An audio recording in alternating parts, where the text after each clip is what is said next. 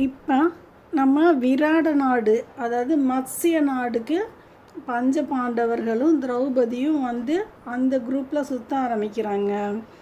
இப்போ இதில் பெரிய கிரகம் வந்து கீசகன் அப்படிங்கிற கிரகம் இருக்குது. அது வந்து திரௌபதியை தன்னோட ஈர்ப்பு விசையில் இழுக்க ட்ரை பண்ணுது. இந்த கீசகன் கிரகம் யாருன்னா, அந்த நாட்டு இழுத்துக்கிட்டு இருக்குல்ல அந்த கிரகம் விராடன், அதோட மனைவி கிரகமான சுதேஷனை கூட பிறந்த தம்பி கிரகம்தான் அந்த கீசகன் அப்படிங்கிற கிரகம். அது ரொம்ப பெருசாக இருக்கும். அப்போ அது திரௌபதியை தன்னோட ஈர்ப்பு விசையில் இழுக்க ட்ரை பண்ணும் பொழுது அந்த பக்கம் பீமன் அதுக்கு ஈக்குவலான இது கொண்ட கிரகங்கிறதுனால இந்த பீமன் வந்து அந்த பக்கம் வந்து இரவு நேரத்தில் அந்த வெளிச்சம், அந்த எனர்ஜி, அந்த இழுவை இது எல்லாமே குறைஞ்சிருக்க டயத்தில் வந்து மோதிடுவார் இந்த கீசகன் அப்படிங்கிற கிரகத்தின் மேலே. அப்போ அந்த திரௌபதி இழுத்துக்கிட்டு இருந்த அந்த பவர் வந்து கட்டாயிரும். கீசகனுக்கு கட்டாயி சுக்கு நூறாக தெரித்து உடஞ்சிருவார் அந்த ஏரியாலே. அதுக்கப்புறம் இப்படியே சுற்றிக்கிட்டே இருப்பாங்க இவங்க அந்த விராடன் இருக்கிற ஏரியாவில்.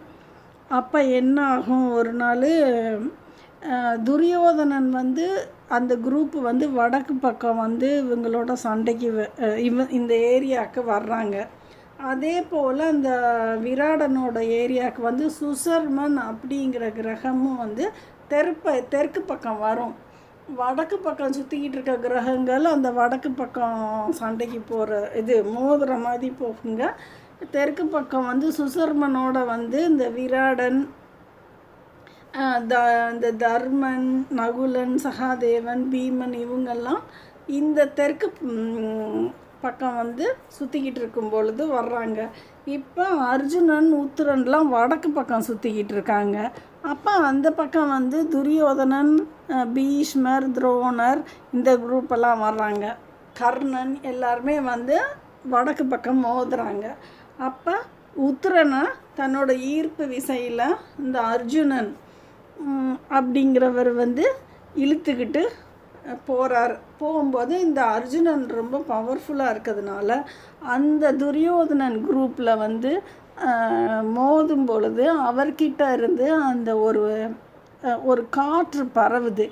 அந்த காற்று வந்து ஒரு மாதிரி மிச்ச கிரகங்களை வந்து அப்படியே ஸ்டன்னாக செய்யுது. ஒரு ஓட்டம், ஓட்டம் இல்லாமல் அது ஒரு மாதிரி ஸ்லோவாக சுற்ற வைக்கிது.